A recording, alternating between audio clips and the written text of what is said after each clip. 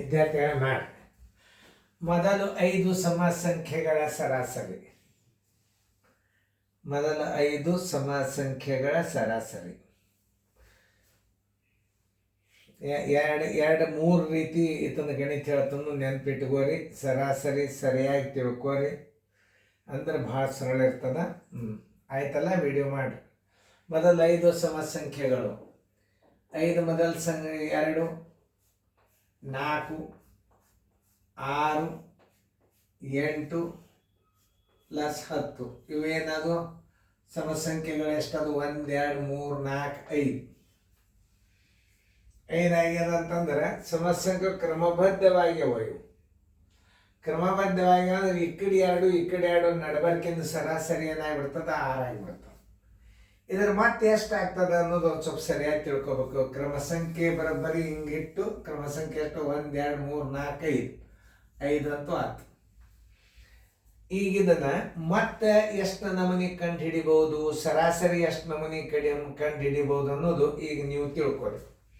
ಈಗ ಸದ್ಯ ಮೊತ್ತಕ್ಕೆ ಏನು ಮಾಡ್ಬೇಕಾ? 5ರಲ್ಲೇ ಭಾಗಿಸ್ಬೇಕಾ? ಅಂದ್ರೆ ಮತ್ತೆ ಎಷ್ಟು ಬರ್ತದ ನೋಡ್ರಿ. ಈಗ ಎಷ್ಟು ಅಂಕಿ? 1 2 3 4 5. ಇದು ಮಧ್ಯಾಂತರ ಅಂಕಿಗೆ ಮತ್ತು ಇದು ಬೆಸ ಸ್ಥಾನದಾಗವ ಅಂಕಿವು. ಬೆಸ ಸ್ಥಾನ ಅಂದ್ರೆ 1, ಸಮ ಸ್ಥಾನ ಅಂದ್ರೆ 6, 5 7 9 11 15 ಬೆಸ ಸ್ಥಾನದಾಗಿದ್ದು ಅಂದ್ರೆ ಏನಾಗ್ತದ?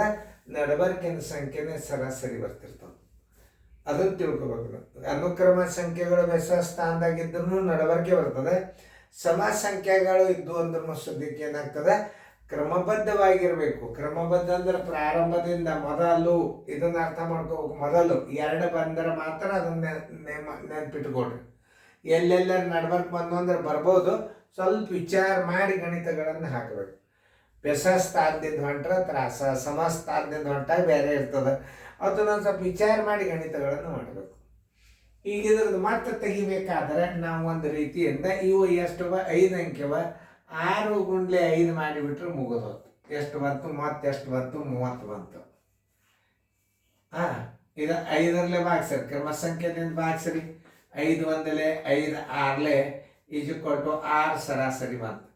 ಸರಾಸರಿ ಬರೋಬ್ಬರಿ ಏನಾಯ್ತು? 6 ಬಂತು. ಈಗ 6 ಸರಾಸರಿ ಬರೋಬ್ಬರಿ 6 ಉತ್ತರ ಸಂಖ್ಯೆ ಬಿ. ಈಗ ನೀವು ಇದನ್ನು ತಿಳ್ಕೊಂಡ್ರಿ. ಇದು ಮತ್ತೆ ಹೆಂಗೆ ಕಂಡು ಹಿಡಿದ್ರಿ ನೀವು? ಮಧ್ಯದ ಅಂಕಿ ಅಂದ್ರೆ 1 2 3 4 ನಡಬರ್ಕಿನ ಅಂಕಿಯ ಟೋಟಲ್ ಸಂಖ್ಯೆ ಎಷ್ಟು? 5 6 5 30 ಮಾಡಿ ನೋಡ್ರಿ. 18 19 20 24 28 30.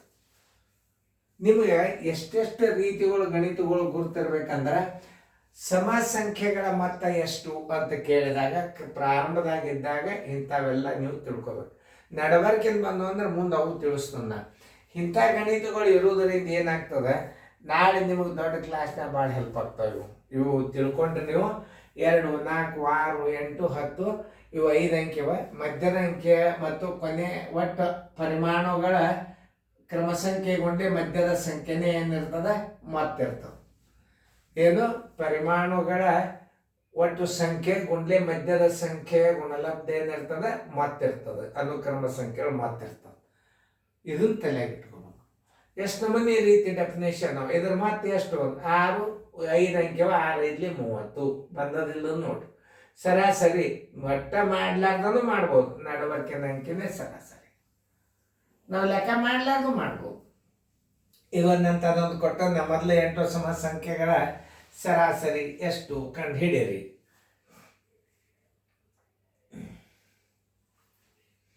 ಸಮ ಸಂಖ್ಯೆಗಳ ಸರಾಸರಿ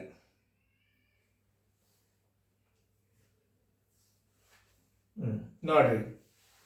ಮೊದಲು 8 ಮೊದಲು ಪ್ರಾರಂಭದಿಂದ 1 4 6 8 10 12 ಎಷ್ಟದು ನೋಡ್ರಿ. 1 2 3 4 5 6 ಸಮಸ್ಥಾನವ. ಇದು ಏನವಯು? ಸಮಸ್ಥಾನವ.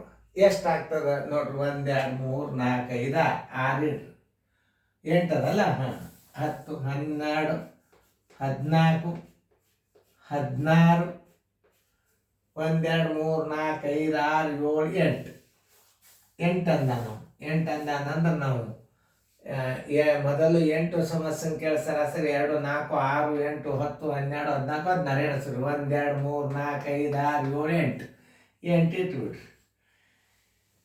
ಈಗ ಇದನ್ನ ಸಮನಾಗಿ 2 ಭಾಗ ಮಾಡಿಬಿಟ್ರೆ 8 ಫಸ್ಟಿಗೆ ಸಿಗ್ತದೆ. ಈ ಕಡೆ ನೋಡ್ರಿ 1 2 3 4 8 ಇಲ್ಲಿ ಇಟ್ಬಿಡ್ರಿ ಗುಂಡ್ಲೆ. ಒಟ್ಟು ಅಂಕಿ ಎಷ್ಟು ನೋಡ್ರಿ 1 2 3 4 5 6 7 8 ಅದ. ಇದನ್ನು ನೀವೇನು ಮಾಡಬೇಕು, ಒಂದು ಅಂಕಿ ಹೆಚ್ಚು ಮಾಡ್ಕೊಂಡು ಕಿಸಿದು ಗುಣಾಕಾರ ಮಾಡಿಬಿಡ್ಬೇಕು. 8 9 72 ಮಾಡಿ ನೋಡಿ. 6 4 10 12 20 26 1 4 30 32 ಕೈಲ ಬಂತು 3 4 5 6 7 72 8 ನೋಡ್ರಿ. ತಿಳಿತಾ ಇಲ್ಲ? 8 ಒಂದಲೇ 8 9 ಬರೋಬ್ಬರಿ ಎಷ್ಟು 9 ಸರಾಸರಿ ಬಂತು. ಸರಾಸರಿ ಬರೋಬ್ಬರಿ 9 ಬಂತು. ಉತ್ತರ ಸಂಖ್ಯೆ ಎ. ಈಗಂತೂ ನಿಮಗಂತೂ ಗುರ್ತಾದ. ಇನ್ನೊಂದು ರೀತಿ ತೋರಿಸ್ತದೆ ನಾನು ನಿಮಗೆ. ಸಮ ಸಂಖ್ಯೆಗಳು ಕ್ರಮಸಂಖ್ಯೆ ಆಗಿರ್ಬೇಕು, ಅಂದ್ರೆ ಕ್ರಮಬದ್ಧವಾಗಿರ್ಬೇಕು. ಒಟ್ಟು ಟೋಟಲ್ ಅಂಕಿಗಳು ಎಷ್ಟವ ಅನ್ನೋದು ನೀವು ತಿಳ್ಕೊರಿ. 1 2 3 4 5 6 7 8 ಆ 8ರೊಳಗೆ ಒಂದು ಕೂಡ್ಸೊಂಡು ಬಿಡ್ರಿ ನೀವು. ನೋಡ್ರಿ ಸರಾಸರಿ 9. ನೋಡ್ರಿ ಇದೊಂದು ರೀತಿ ಮಾಡೋದೇ ಬೇಡ. ಉತ್ತರ ಸಂಖ್ಯೆ ಕ್ರಮಸಂಖ್ಯೆ 8 ಅದ. ಅದ್ರಾಗ ಒಂದು ಕೂಡ್ಸೊಂಡು ಬಿಟ್ರೆ 9 ಆತ. ನೀವು ಪ್ರತಿ ಮಾತ್ರ 1 2 ಮಾಡಿ ನೋಡ್ರಿ ಉದಾಹರಣೆಗಾಗಿ. ನೋಡ್ರಿ ಇದನ್ನ ಅದೇ ಇದು ಬೆಸಸ್ಥಾನ ಅದ. ನೋಡ್ರಿ ಇದನ್ನ ವಿಚಾರ ಮಾಡ್ರಿ. ಬೆಸಸ್ಥಾನ ಇದ್ದಾಗ 1 2 3 4 5 5ರೊಳಗೆ ಒಂದು ಕೂಡಿಸಿದ್ರೆ 6. 1 2 3 4 5 ನೋಡ್ರಿ ಹೆಂಗ ಬೆಸಸ್ಥಾನ ಸಮಸ್ಥಾನ ಇದ್ದಾಗ ಏನು ಮಾಡ್ಬೇಕು ನೋಡ್ರಿ. 6 ಅಂತೂ ಬಂದದ. 1 2 ಮಾದರಿ ಮಾಡಿ ನಾವು ಪ್ರಾಕ್ಟೀಸ್ ಮಾಡಿದಾಗ ಗೊತ್ತಾಗ್ತದೆ. ಸರಿಯಾಗಿ ಚಂದಂಗೆ ನೋಡಿಕೊಂಡು ಗಣಿತಗಳನ್ನು ತಿಳ್ಕೊರಿ. ಯಾಕಂದರೆ ಸಮಸ್ಥಾನದಾಗ ಕ್ರಮಸಂಖ್ಯೆ ಆಗಿರ್ಬೇಕು. ಇದು ಭಾಳ ಇಂಪಾರ್ಟೆಂಟ್.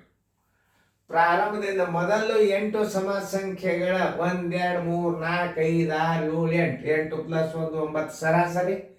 ಅವ್ರದ ಮತ್ತೆ ಬೇಕಾಗಿತ್ತಂದ್ರೆ ಮಧ್ಯೆ 1 2 3 4 ಇದು ಮಧ್ಯದ ಅಂಕಿ. ಇದ್ರ ಮುಂದಿನ ಅಂಕಿ 8 ಅಂದ್ರೆ 8 9 72 8 ಇವು. ಇಲ್ಲಿ ಸರಾಸರಿಗೆ 1 ಅಂಕಿ ಇಟ್ಟು ಗುಣಾಕಾರ ಮಾಡಿಬಿಡ್ರಿ ನೀವು. 8 ಅಂಕಿ ಅವ ಅಂದ್ರೆ 8 ಇಡ್ರಿ. ಈ 8ರ ಮುಂದಿನ ಅಂಕಿ 9ರಲ್ಲೇ ಮಾಡಿದ್ರೆ ಈ ಅನುಕ್ರಮ ಸಮಸಂಖ್ಯೆಗಳ ಮೊತ್ತ ಸಿಕ್ಕಿಬಿಡುತ್ತದೆ. ಅದು ಭಾಳ ಇಂಪಾರ್ಟೆಂಟ್ ನೋಡ್ರಿ. ಈಗ ಅನುಕ್ರಮ ಸಂಖ್ಯೆ ಅದ. ಅನುಕ್ರಮ ಸಂಖ್ಯೆಗಳ ಮುಂದಿನ ಸಂಖ್ಯೆ ಈಗ 5 ಅದ. ಇದು 5 ಅದ. ಇದರ ಮುಂದಿನ ಅಂಕಿ 6. 5 6 30 ಸಿಗ್ತದೆ. ನೋ 6 5 30 5 6 32 ಒಂದೇ. ಹಿಂಗೆ ತಿಳ್ಕೊಂಡು ಗಣಿತಗಳನ್ನು ಒಂದಿಷ್ಟು ಉದಾಹರಣೆ ಹಾಕೊಂಡು ನೋಡಿ. ಇವೇನು ನಿಮಗೆ ಏನಾಗ್ಯಾವ ಮುಂದೆ ವೇದಿಕ್ ಮ್ಯಾಥಮೆಟಿಕ್ಸ್ ಆಗ್ಯಾವ. ವೇದಿಕ್ ಮ್ಯಾಥಮೆಟಿಕ್ಸ್ ಅಲ್ಲಿ ಎಕ್ಸ್ಪರ್ಟ್ ಇದ್ದವರು ಗಣಿತ ಮಾಡಿ ಉತ್ತರ ಕಂಡುಹಿಡಿಲಿಕ್ಕೆ ಒಂದು ಕ್ಲೂ ಕಂಡು ಹಿಡ್ದಾರ ಆಗಿನ ಮಂದಿ. ಈಗ ಅವ್ರು ನೋಡಿ ಸ್ವಲ್ಪ ಶಾಣ್ಯಾರ ಆಗ್ಲಿಕ್ಕೆ ಪ್ರಯತ್ನ ಮಾಡಿಗೈತಿ. ಇನ್ನೂ ಭಾಳ ಶಾಣ್ಯಾರ ಆಗ್ಬೇಕು ನಾವು. ಚೆನ್ನಾಗಿ ಬಿಡಿಸುವ ಗಣಿತಗಳು ಮುಂದಿನ ಒಂದು ಸ್ವಲ್ಪ ಮಾದರಿಗಳನ್ನು ಮಾಡ್ರಿ.